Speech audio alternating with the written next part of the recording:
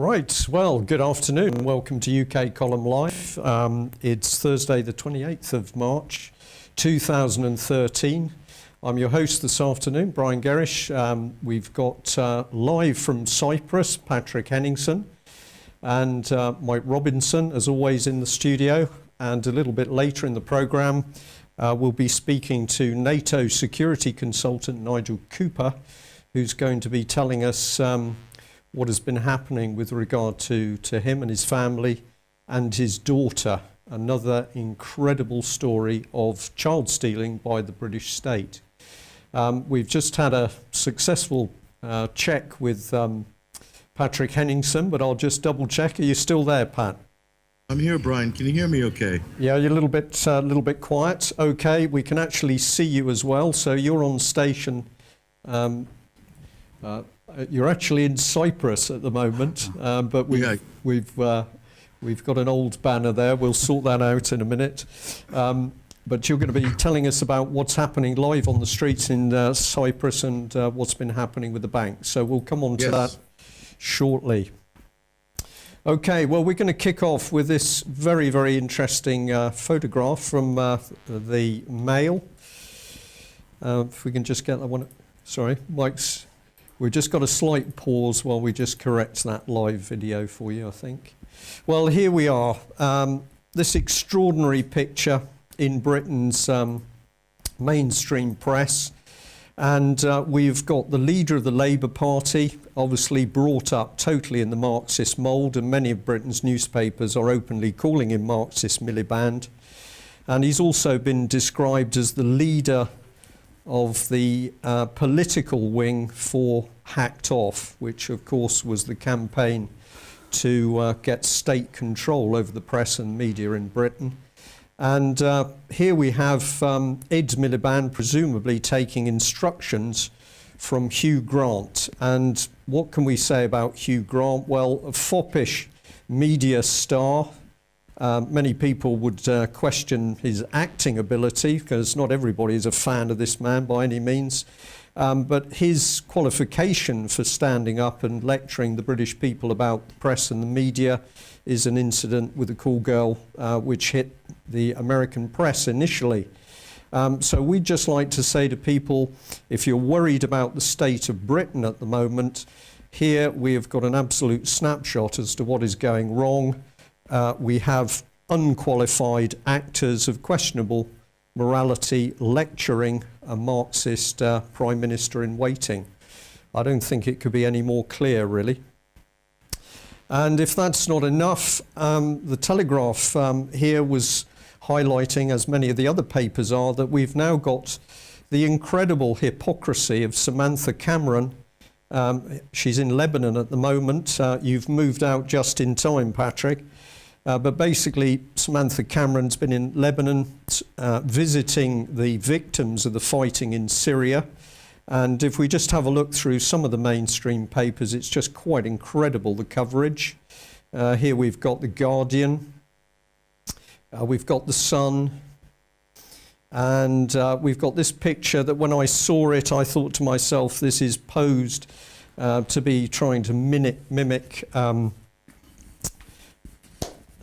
I need a little bit of help here. Sorry, my memory's gone. Princess Diana, thank you. Obviously, when she was going out and doing her good works around the world. So this is unbelievably cynical to see the wife of the British Prime Minister here. Because what has Mr. Cameron been doing? Well, this is going back to the beginning of March, and The Guardian is actually reporting that Cameron and Mr. Hollande have failed to convince the European Union to arm rebels. So here is David Cameron pushing for weapons to go into this conflict in the Middle East in order, of course, to not only unseat Assad, but to whip up the violence. And I'll just follow it up with this one as well. So just make sure it's not one newspaper reporting this. Here we've got The Sun saying exactly the same thing. So what sheer hypocrisy. We've got a British Prime Minister clearly warmongering, which is the typical pattern with Blair and Brown also. And what we're watching is the Conservative Party and Mr. Cameron trying to use his wife to say that Britain is desperately concerned about the welfare of the victims. It's hypocrisy. What would you say to this, Patrick, since you've been in Beirut recently? I don't know the full story about Samantha's visit there. Hope you can hear me okay. Yes, I can. Yeah, but I think if you really want to see what's going on in Syria, you have to go to Syria and find out there. So, yes, there are refugees in Lebanon and as well as Jordan, but I do believe that there's quite a lot of gun running and arms running across the borders of Jordan, Iraq, Turkey, maybe Lebanon as well. So this is the big problem. This is what's causing the strife. This is what's causing the refugees, causing the destabilization. And this is a policy that David Cameron himself is backing. Right. So there's the problem. Okay, Patrick, we are going to be coming on to that in more detail, but we just felt that this was such a disgusting part of the news in Britain today. We had to bring it up first of all. We're going to give a cursory mention to this man, Liam Fox, an independent article here, which is saying that he is a key person advising on problems because the pro-regime Bahrain summit, the ruling family have held on to power in the face of 2 years of protests inspired by the Arab Spring. So apparently Mr. Liam Fox is a key person to advise on this, but of course this is the very man who had to resign from his post as Defence Secretary as a result of breaches of protocol and security in taking a favoured gentleman with him on his business trips. So why is it that the British public is subjected to this state of affairs where we've got these clearly failed politicians being brought back into power to give yet further judgments? Something is seriously wrong, and I think it's easy to see. So we'll jump from that on to Cyprus, and here's Yahoo News talking about the banks. Well, the measures that have been taken to restrict capital flight out of the banks are pretty draconian. In fact, I think the Telegraph even said that they were draconian. Interesting term. So individuals can't withdraw more than 300 euros per day from any one bank unless they've withdrawn less than 300 euros the previous day. So if you only take out 100 euros, you're allowed to take out 500 euros. Yesterday, you're allowed to take 500 euros today. Checks cannot be cashed unless they were issued by a bank in another country. You're not allowed to transfer money. So no commercial, for commercial transactions, payments below 5,000 euros have no restrictions. Payments above 5,000 euros have to be approved by the central bank. Payments above 200,000 euros are absolutely decided on a case-by-case basis. There are restrictions on payroll. There are time limits on deposits. So where money is put into account for an agreed period, they can't be withdrawn early unless the money will be used to pay off a loan in the same bank. So the capital controls are pretty draconian. There are a couple of exemptions. You're allowed to deposit money, of course. Cash withdrawals are allowed from debit and credit cards from an account in another country. And diplomatic missions are allowed to have pretty much no restrictions. But if we look at the next one, I mean, the Guardian was reporting 2 or 3 days ago that in fact in London, the UK derivatives of Laiki Bank, it was business as usual. Basically, people didn't have any restrictions put on them at all. So you know, what are people in Cyprus making of that, Patrick? Well, it's very interesting. Since we arrived in the capital, Nicosia, early this morning, we had a chance to talk to people quite a few hours before the banks opened at 12 p.m. And of course, when they did open, the queues built, and we have some footage of people voicing their opinion, some of them very upset. Scuffle broke out in front of the Bank of Cyprus. But the main thing is that capital controls are in place, and a lot of the older people were queuing up because They maybe are not people that use ATM cards or Visa cards, and they're also some of the biggest savers, more than the younger generation. That's one thing we discovered.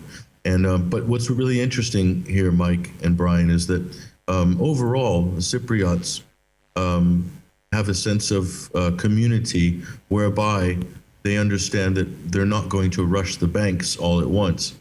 And so a lot of them have laid back today. First day, the bank, you have to remember the banks have been closed in total 15 days. This is one of the longest bank closures in known history.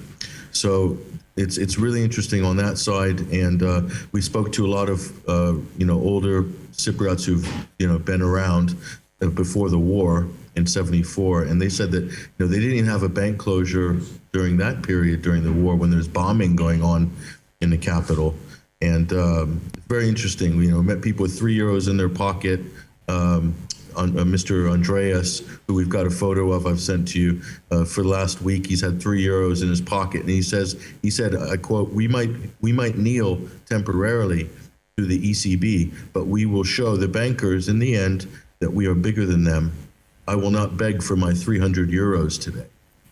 Yeah. So this is the general consensus. 90-year-old woman telling us what's going on with this whole scam. Basically, it was really engineered. This was planned. This is a planned takedown, no doubt about it. The IMF was well aware of the situation, as was the central banking government, but it was allowed to happen, and part of it is because of the financial crisis in Greece. Cyprus has had the contagion from Greece, and central bankers knew about it and they let it happen. That's as far as I can see. So this wasn't a surprise to the people in Brussels, Berlin, and the IMF that this was going to happen. This was a planned takedown of the Cyprus economy, and there's certain things that the bankers would like to achieve or to take from this island as a result.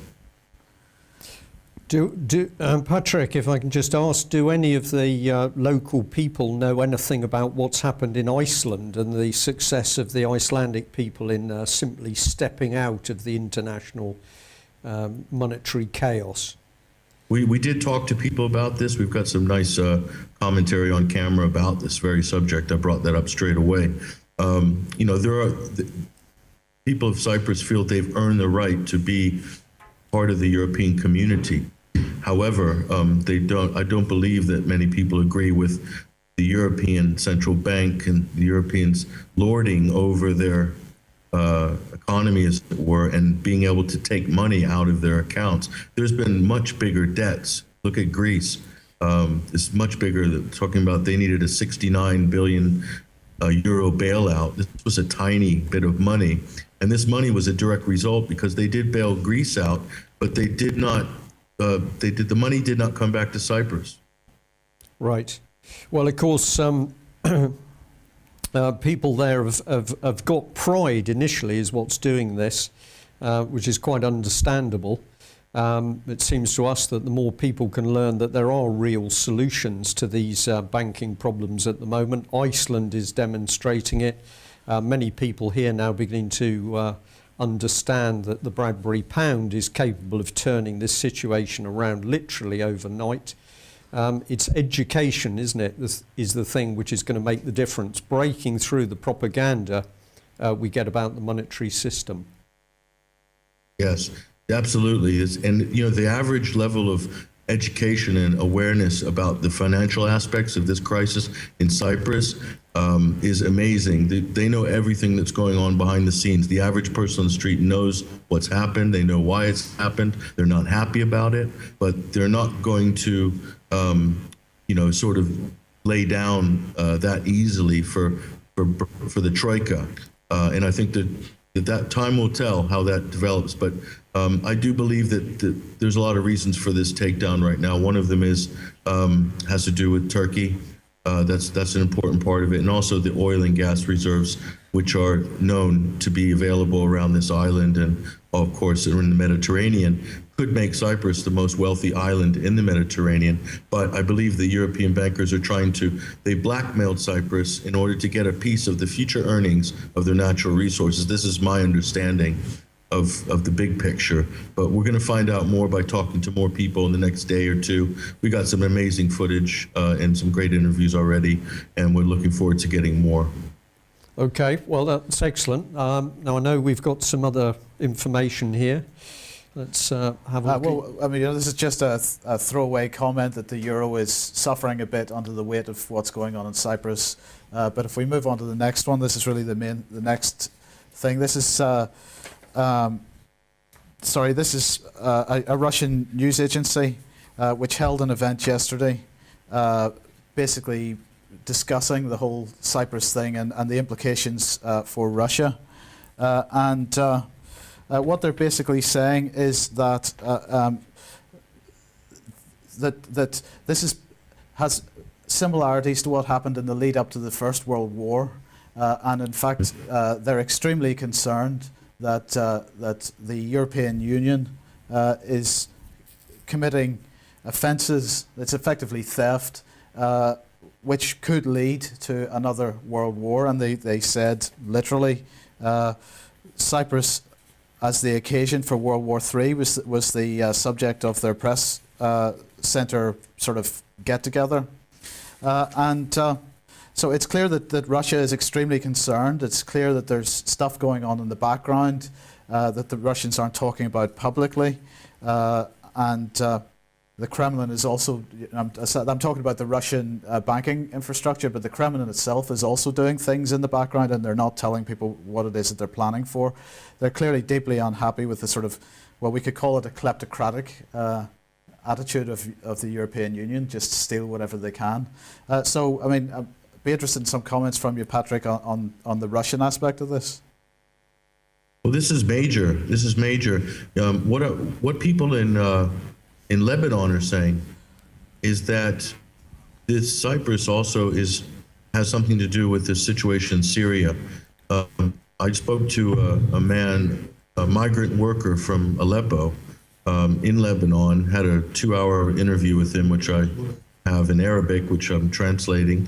And basically he said that Syrian people are saying that the project over there being orchestrated by the West is really between the U.S. and Russia, using Syria as their battleground. It's kind of like a Cold War situation. Now, if you extend that to Turkey's recent situation where Israel apologized for the Gaza flotilla incident, open up diplomatic relations again, and then you have now a situation whereby the bankers in Europe can lean on Russia through financial interests in Cyprus, okay? And this is going to force Russian money offshore to another location. They're already looking at Kazakhstan.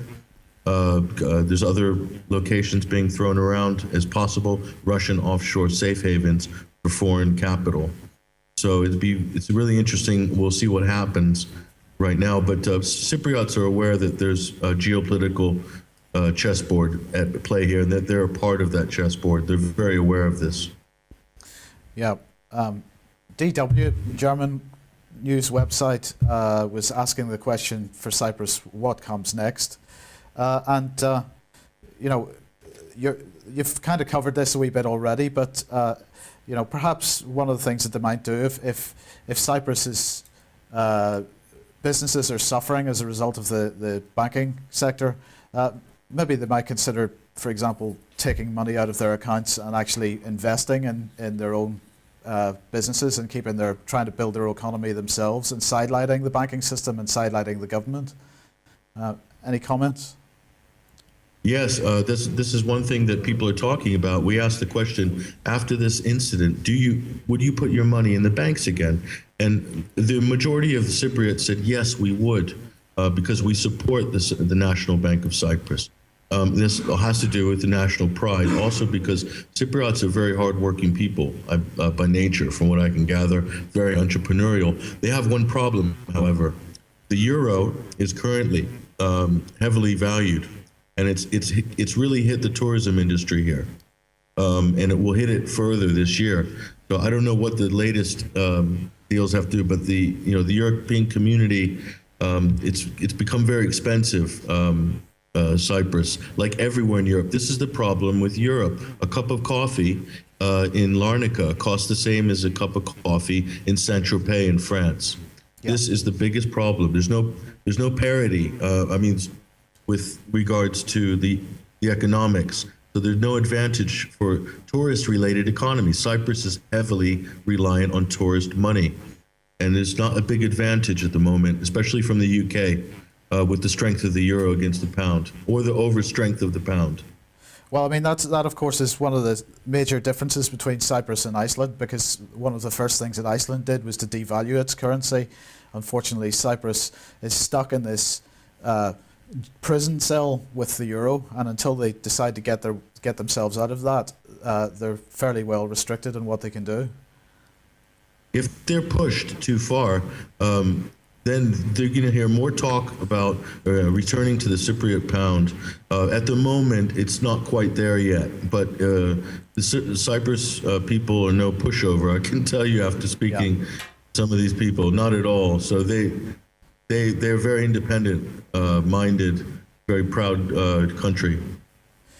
Well, I mean, my personal view is that what's gone on in Cyprus is a precedent-setting event for the entire European community.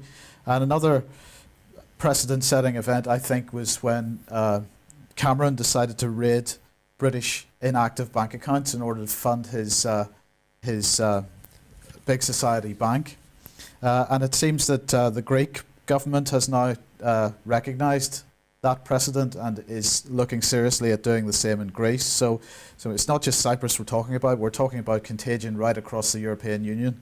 And this is just another example of it. So this is a bill currently being debated in the Greek Parliament, where bank accounts which have remained inactive for 20 years without any balance change or statement request will come into the state's possession in order to be used for various social purposes, which sounds very much like a big society bank. And banks will still be considered active even if there's no balance change after 20 years, if in the meantime there have been any payment orders issued. So basically, though, at the end of the day, it's just another example of the sort of kleptocracy that we have in Europe at the moment. You know, the people that are going to have to suffer a haircut in Cyprus on their savings, they're being given bank shares in return for that. So they're losing 40% of their savings and they're getting some worthless paper in return. We've already seen that happening in Spain. So there's plenty of evidence to suggest that these kind of tactics are being rolled out right across. They're not always being reported, but they are being rolled out right across Europe. And I think every country in Europe needs to worry about what's happening in Cyprus and Greece. Yeah, definitely. There's another issue at play here, Mike, which a lot of the media is not talking about, and that is particularly Greece and Cyprus. They don't have the same sort of property tax structure that we have for hereditary properties that have been in the family for and land for 200-300 years, have not changed hands, same families. Now, in the modern Europe, this means that through economic hard times, a younger generation can seek financial refuge with their family. And I believe that the social engineers of the New World Order or Europe, the European Union, they don't want to allow people this sort of family safe havens. They want to basically levy taxes on properties, false asset claims on properties that have been in the family for 200-300 years in order to put them on the financial edge all the time. Yeah. And they cannot break the Greeks and the Cypriots in this manner, and they're trying like hell to do it. And this is one of the things that's kind of around the corner here, is this kind of super tax structure with regards to property and assets that they haven't been able to do in the past. So you can see, during these crises, always look for changes in the rules, and that will tell you where the establishment is going after the crisis and what sort of controls they want to achieve, not just capital controls. They want to get assets. They would like to take all the old property owners, get them out, and build a new Dubai, for instance, here in Cyprus. This is what the developers would be planning long range. Yeah. Patrick, have you, I know you haven't been there too long, but have you managed to speak to any other reporters or anybody else on the streets who's after facts and figures? Yes, we have. I shared a cigarette with the BBC news anchor, which I have a photo which I sent Mike over there, and we sort of shadowed the BBC for a bit to see what they were doing, and they're really covering the minutia of the management of what this fund goes there, from Lackey Bank to Cyprus, and the rules and regulations. Not talking a lot about the cause of it. Definitely not attacking Europe. So that's not what the BBC is here to do, coverage-wise. Russia Today met Tessa Arcilia from Brussels. She's right on the ball. She's covering the issues. What's caused this problem? Is it right? Is it ethically and morally sound? And so this is really interesting. We met AP. We were there in the press pit with the AP reporters. Very nice, very polite. Helped them out by giving them space and so forth. But yeah, it's really interesting. The media overall, Brian, is looking for a fight or some sort of trouble. They're asking people as they came out of the bank, was there any problem inside? Was there any trouble? Trying to make this a negative story, looking for some kind of, fight or something. And that's typical of the mainstream media, and trying to make this people look bad and make the situation on a negative, and steering away from the real issues, which is that the people's bank accounts have been robbed by bankers in Brussels, Berlin, and the IMF. Yeah, well, I agree totally with what you say, but I'd just also add, I think that a lot of the mainstream media are absolutely looking for the fight. They want to be able to report violence. The reporting of the violence, of course, can help stoke it up. And if Cyprus was to allow itself to degenerate into that sort of scenario, it then becomes even easier to implement the clampdown. So I can quite imagine that the BBC would be there for the dirt. But of course, back home, we've had BBC reporters such as Robert Peston.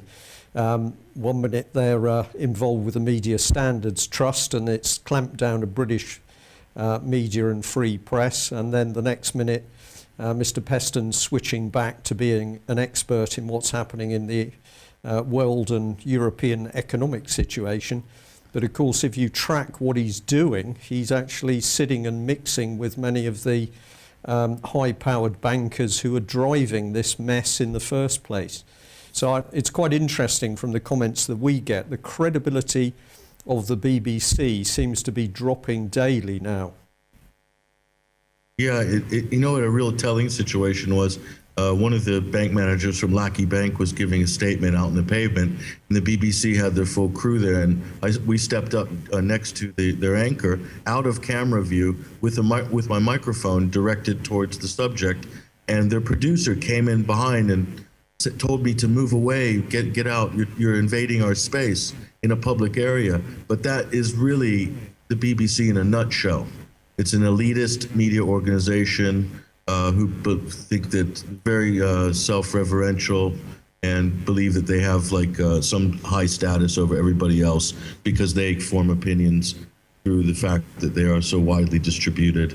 But to me, it's kind of funny because we were getting the really good stories. I told Jason, who I'm with, when we arrived, I said, if we want to know what's really happening with this situation, go to the coffee shop in the morning and speak to the old guys who are retired, and they will tell us everything we need to know. And that's exactly what we did. And we got some great insights from some of those retired gentlemen who really are on the ball. They knew what was going on and were very generous with their time. Well, Patrick, thank you for that. We can tell you that from comments we're getting, a lot of people really value your reports and the style that you're doing them in. And people are saying, well, the UK column, of course, is a voluntary organisation, but we're now starting to put out material which is challenging the big boys. So we're going to thank you for that. I think Mike's going to move on a bit in subject-wise. Yeah, I think we're going to move on to Syria. Patrick, if you don't mind, many of the papers reporting today on the Syria crisis spilling over to the Golan Heights, and this is something that you've been talking about for quite some time. We've got the United Nations Security Council expressing grave concern.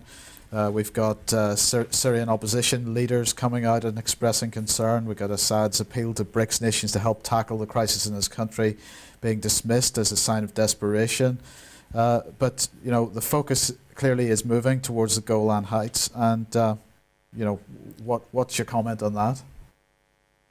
Well, the first time I mentioned the Golan Heights in relation to the Syrian crisis was in May 2011 on Russia Today. People can go look that up, because I saw the destabilization of the government in Damascus as a perfect justification for Israel to take what it has always wanted to take since the peace armistice was signed between Israel and Syria in 1973-74. And so that's what we've seen. There's been a lot of baiting by the rebels, who are arguably under the direction of the U.S., Britain, and Saudi and Qatar. They're baiting Israel from over the border and making this an Israeli issue. Now, the Golan Heights have all the water resources Israel needs for its agricultural industry, but there's also discovered oil there recently. There's licenses currently in administration. And as I mentioned on this program a few weeks ago, the shareholders of that oil company, I believe it's called Mosaic, I'm not sure, but the shareholders include Rupert Murdoch, Dick Cheney, and many others. So the Golan Heights is Israel's plan has always been to increase its land mass. Anytime there's a crisis, Israel will look for an opportunity to gain some sort of land, whether it be in Palestinian territory or elsewhere. So that's no surprise if you've been following their patterns over the years. Yeah. Just moving on, I wanted to congratulate you for getting an article in Russia Today, and maybe you just give us a bit of background to this and how this happened. Well, I got an email from RT's editor saying, do you know anything about this story? Have you got any viewpoints on it? So I put together an article, and I contacted Ken O'Keefe, who spoke at an event that Ian Crane organized before Christmas, because I found him to be a really nice, credible guy. And he was on the Mare Marvina Gaza flotilla and has something to say. He gave me a statement, and I believed always that this mea culpa of Israel was just a kind of a PR ploy, but it's also Obama had to get both Turkey and Israel on the same page, because they have to be on the same page. NATO countries have to be on the same page with Israel regarding Syria's future. That's what's going on behind the scenes. Yeah. And it's having an effect on the whole geopolitics of the area. Okay, well, moving on then, we were forwarded this article on Gulf News entitled CIA's Contradiction Shows Confused US Strategy. And what it's basically saying is, well, I'll just read a little bit. Al-Nusra is fighting al-Assad's regime with great success and seriously worrying al-Maliki as well. And it goes on to say, that it's supporting the Sunnis in some areas and they're fighting against the Sunnis in other areas. And, they're supporting the Shiites in some and against them in others. And really the point I wanted to make here is that Gulf News it's clearly confused about what's going on, but to understand what is going on with the CIA, we've got to look at two books. I think I want to highlight two books here. One is called Gangs and Counter-Gangs. The other one is called Low Intensity Operations, Subversion, Insurgency and Peacekeeping, and both of them were written by General Sir Frank Kitson. These are considered the manuals for this kind of destabilization operation that we're seeing in the Middle East. We've seen it in other places. They're both pretty expensive books, so probably the library is the best place to get them. I think they're not published anymore, and I think you need to pay something around £150–200 for them these days. But I definitely recommend people have a look at those, because they do give a clue as to what is actually going on. So the point you're making is that there's a deliberate policy of confusion and destabilization. So what I'm saying is that Kitson wrote the book on how to destabilize countries, how to minimize the requirement to actually intervene directly when you're exercising your right to regime change or something like that. Basically, if you're getting involved in the geopolitics of a region or a country, that this is the way to do it without needing to put your own personnel at risk. So it's a deeply cynical book. You might say that, yeah, indeed. Yeah. I think I did. Yeah. Okay. Okay, moving on. Press TV is reporting that the US is sending stealth bombers with nuclear capability over to South Korea, clearly intending to sort of escalate the situation over there. I mean, my view is that North Korea isn't actually in any state to prosecute any kind of war in Korea without the support of China or some other country. So I don't see this as being anything other than a provocation against China. And maybe you've got views on this, Patrick? Yeah, it's also I agree with you, Michael, but actually that door swings two ways.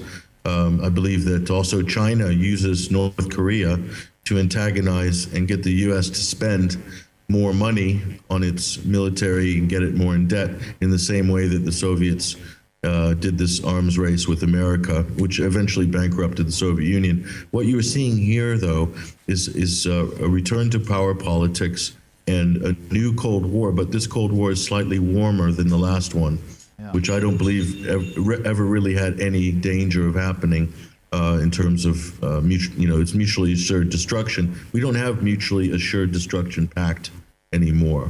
This is a multilateral Cold War, which is warm war, hot war, if you will. So much more dangerous right now than it ever was during the Cold War, more so than the Cuban Missile Crisis, in my opinion. Yeah, well, certainly it's a complex situation, and I think that the power politics is going on at a much higher level than simply national politics. We've got people who are clearly working behind the scenes. And of course, many people simply are not aware that the ultimate plan is to bring Russia directly into the European Union in order to create the supranational state from the Urals to the Atlantic. So there's the political manoeuvring that the mainstream press put out, and then clearly we've got much deeper and higher level individuals and interests that are manipulating the overall situation. And events moving in Russia as well here. Well, this is quite interesting because obviously Human Rights Watch is a George Soros-backed organisation. So Russia again searched the offices of Human Rights Watch and Transparency International. This happened yesterday. And they had previously searched Amnesty International on Monday. And Russia is absolutely blaming these types of NGOs for getting involved in Russian politics, acting as foreign agents, as they're calling it. You see these kind of NGOs working right across the region. They were involved in the various coloured revolutions during the breakup of the Soviet Union, and still playing games in Russia. Yeah, very dangerous. And playing games in this country as well. And we've got the FBI here hacking into people's phones or equivalent. Right, so, well, this is really a tracking technology. It's called Stingray, and the FBI has been using Stingray. Basically what they do is we've talked about this before in the past, where the FBI put up cell phone towers which aren't actually part of the cell phone network. And as you move through the city or whatever it is, your cell phone is tricked into connecting to these towers, and so you're tracked as you move through the city. So a group of people are now suing the FBI over this tracking system in the hope that they can get it shut down. But of course, that's highly unlikely. It's the American Civil Liberties Union and whatnot. But I recommend people have a look at that for more. Yeah. Okay. And we've got a complete change of subject here, and very topical, of course, because we've been reporting to people about Mr. John Coles, the 85-year-old who has been banned from seeing his wife. He was married has been married for 55 years. Devon County Council, in collaboration with a care home, has simply stopped him seeing his wife. Quite incredible. What about this article, Mike? Well, so this is care homes just locking doors on wards, locking the doors on day rooms and whatnot, just locking people up, basically because they don't have the staff to look after them. So it's just as a convenience for the staff. You know how it is. It's easy to run a care home when you don't have any customers. So because the customers get in the way of you doing your day-to-day job, you've got to put them in a room and lock the door. Right. And hopefully they'll be safe and okay in there. But really, a pretty disgraceful situation. It kind of reflects what happens whenever you privatise an industry, or you make the profit motive the motive for providing a so-called care service. You end up that there's no care at all. It's just about money, which means taking contracts and then understaffing them. Well, we're also going to be looking at that line when we talk to Nigel Cooper in a few minutes' time on the subject of child care, if we can use that term. So we're seeing it both with the elderly and with children, that essentially it's now simply become a profit-making industry. We can't rely on the BBC to report, though, and it seems that they've got a few little problems coming home to roost themselves here. Well, no, they're on strike, so we'll just go quickly through these next couple of slides, but basically the people on strike here because, well, the change in their terms and conditions, but also the bullying and workload. But it's the bullying in particular. The BBC seems like a pretty nasty organisation to work for. If we look at the next one, you know, the BBC was forced to apologise unreservedly to the family of a reporter who killed himself. This is Justin Roslin, who died in October after reporting to managers that a senior female colleague had been bullying him for 5 years. He had had enough, killed himself, and the BBC in the meantime did nothing about it. It's no surprise that the BBC is on strike. And we've got this one as well. Yeah, so we've got a Panorama producer suspended because he was apparently offering bribes to security personnel. The strange thing is he did these things by email, it seems, and if you're gonna offer people bribes for information, it seems that you don't leave a paper trail. But this guy did. He clearly wasn't terribly clever, and he's been caught. So he's been suspended. But more evidence of corruption within the BBC. Absolutely, yeah. And another BBC article here, ironically, and this is just incredible, but the UK column has predicted this over many years. Indeed. So Stephanie Flanders, who's one of their economics, she works with Peston quite a lot, has written this amazing article, Should Britain Let Go of Britain? London. Let go of London. Should let go of London. A first-rate city with a second-rate country attached. That is how one rather brutal friend of mine describes London, according to Ms. Flanders. So she's basically trying to justify or suggest that the London economy and the London way of life is so completely disjointed from the rest of the UK that it should actually be a completely separate country almost. And she's almost calling for a return to feudalist city-states, which of course we know is the United Nations agenda.